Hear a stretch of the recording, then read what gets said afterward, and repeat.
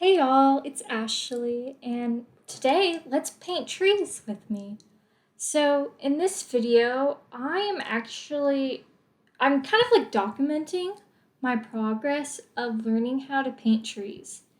Now, I know, I went to college and stuff, so obviously I know some things, but I don't know, lately I felt like I haven't learned not as much as I wish I would have, but when you're in school, you get assignments, and so you work on those assignments and those subject matters and those things, and so you never really branch out into anything else.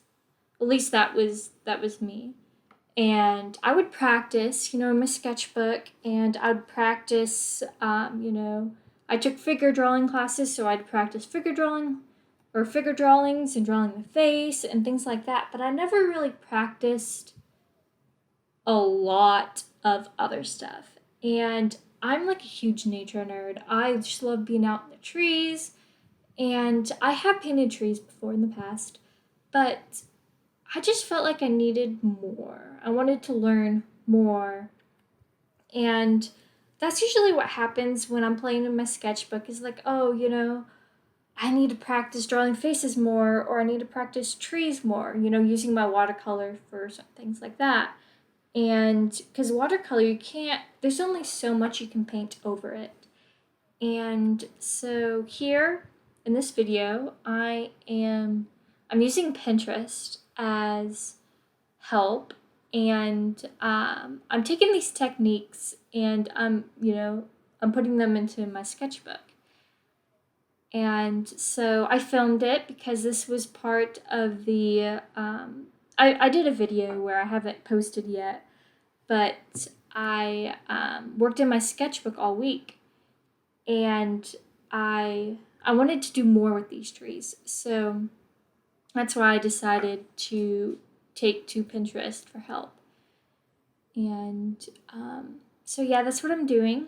And so firstly, as you see, I used my ink pen, and I did a rough outline of the tree. And what I did as well is I used the pen to make some marks of dark spaces. So that's where I'm going to put the darkest dark, as you can see here. And that's basically all it is making sure you have your darks in the right spot and then your lights in the right spot. And obviously, we all know that. But it doesn't help to practice and use references that helps, beginners and things like that. And so here I am painting. And I gotta be honest, y'all, I do not like this sketchbook at all. It's I got it from Hobby Lobby, and each page is different. Or each page, it's like it has like a cold pressed side, and then it also has a hot press side. And the hot press side just is so crappy. And this page I'm using right now is the cold press side. And you can see how nice it is to work on this side. And the other side, I don't even know if I'm going to show it, or not in this video, maybe sometime in the future, but it's just not the best, and I don't like the way it dries and stuff like that. But anyways, getting back to the tree, usually do like a rough outline of, the colors, and so you want the shadows to be in the shadow spots, and you want the light bits to be in the light bits. So, yeah, that's what I'm doing here. So, with using this photo from Pinterest, you don't have to go exactly with, what you see on the internet. You can really play around with different trees and things. And that's what I'm going to do here in a little bit is I found on my Pinterest board, I have pinned so much stuff that I can go on there and just find a tree and paint it. Don't forget to like and subscribe. But yeah, I'm starting the next tree here. and it's a willow tree. And this one was a little harder than I had thought, but I feel like it's very important to challenge yourself, especially when you're drawing or painting or learning something new, is that challenging yourself is one of the best things you can do. And so I decided to do this willow tree. And I'm starting out with my Winsor & Newton liner pen in it's either sepia or burnt sienna color, so it's not straight black. My other one was a gray color. And so I'm kind of just, when I'm doing these drawings, I'm looking at the photo and then I'm looking back down at my drawing. And I'm trying to be as accurate as possible. And sometimes that just doesn't happen. Like this branch is crappy, but I keep pushing through. And that's what y'all should do when you're learning something new. Just keep pushing through and use other artists as your inspiration.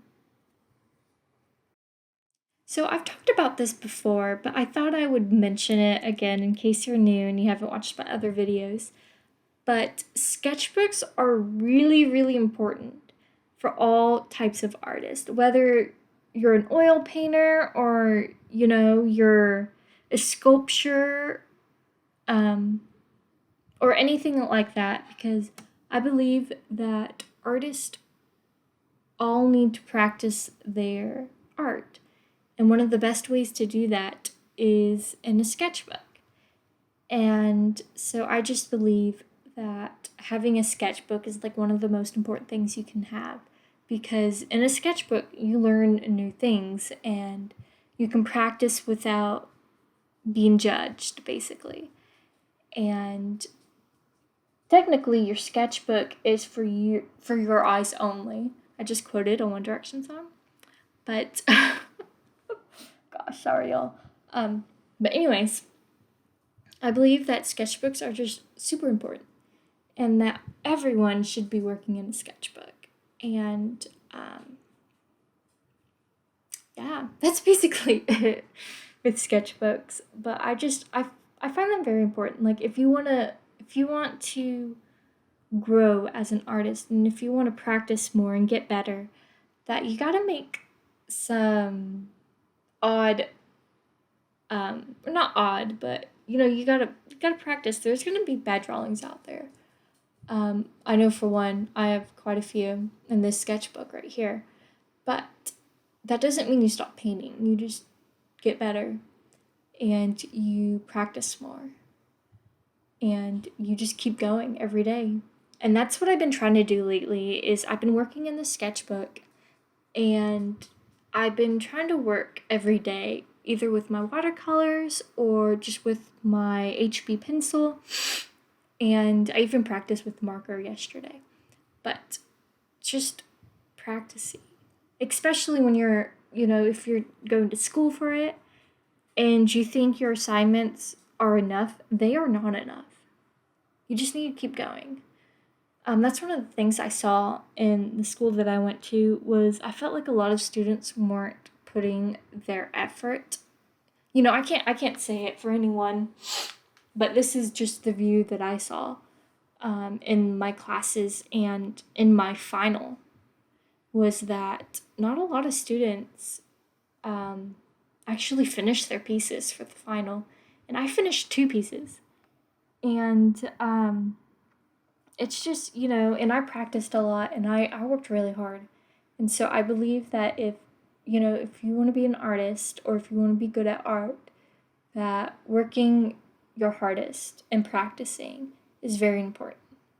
It's one of the most skills you can have as an artist is your sketchbook and practicing in it and trying new things. And if you get burned out, do things that you enjoy doing. Or if you need to take a break, take a break. I did a little, I had a TikTok video that I put on YouTube where I was sharing my other hobbies from art. Because you can do other stuff. You don't need to be so engrossed in your art, where that you're not doing anything else besides art, because that's how you get burned out. And so, yeah, I suggest having another hobby for creativity. It could just be a Pinterest board where you're just pinning a bunch of stuff. I have so many boards of inspiration. I have like landscape inspiration, I have art inspiration, I have drawing inspiration, I have watercolor inspiration, I even have painting inspiration. But yeah, you gotta practice and do things you haven't done before, and and learn new things. And look at the old artists, like Monet and Van Gogh, and all those old artists, because they could be very beneficial to you. I know that I love looking at Moet's landscapes and Van Gogh's colors. They really inspire me. And you can even do like a master study and look at one of their paintings to basically copy. You just have to remember copyright issues and stuff like that. But yeah, just practicing is just one of the key things for like anything, for like sports or anything. So anyways, I hope y'all enjoyed this video, and if you would like more content like this, let me know. You can like and subscribe, make a comment down below. And check out some of my other videos. You might find something you enjoy. So anyways, thank you for watching, and I'll see you in the next video. Bye.